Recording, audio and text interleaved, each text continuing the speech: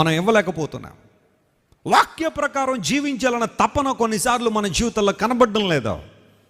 ప్రభువు నాకు బోధించుచు నీవు నీ హృదయములో పట్టుదలగా నా మాటలు పట్టుకొనుము అన్నాడు. ఆ ప్రాస బాగుంది కదా, పట్టుదలగా పట్టుకోవాలట. ఏంటి? దేవుని వాక్యాన్ని. ఉందా నీ హృదయంలో దేవుని వాక్యాన్ని నింపుకున్నావా? పట్టుకున్నావా దేవుని వాక్యాన్ని గట్టిగా? వాక్య ప్రకారం జీవించే అనుభవాలు నీలో ఉన్నాయా? కొన్నిసార్లు వాక్యం అంతా విన్న తర్వాత దేవుడు మనతో మాట్లాడాడని చాలా క్లియర్గా మనకు అర్థమవుతున్నప్పటికీ మనల్ని మనం సముదాయించుకుంటాం. ఈరోజు వాక్యం నీకు కాదులే, కంగారు పడక, నీకు కాదులే, కంగారు పడకని ఆ పాప జీవితంలో బ్రతకడానికే ఇష్టపడతారు తప్ప సరి చేసుకోవడానికి కొంతమంది, అమ్మ జాగ్రత్త, నీ ఉన్న పరిస్థితి బాగాలేదు, నువ్వు స్నేహాలు చేస్తున్న చెడు స్నేహాలు మంచివి కాదంటే, కంగారు పడక, నీ కోసం కాదులే, నీ కేసు వేరులే అనుకుంటారు కొంతమంది. ఎవరమ్మా నష్టపోతారు? ఆ తర్వాత ఆ చెడు స్నేహాల్లో పడి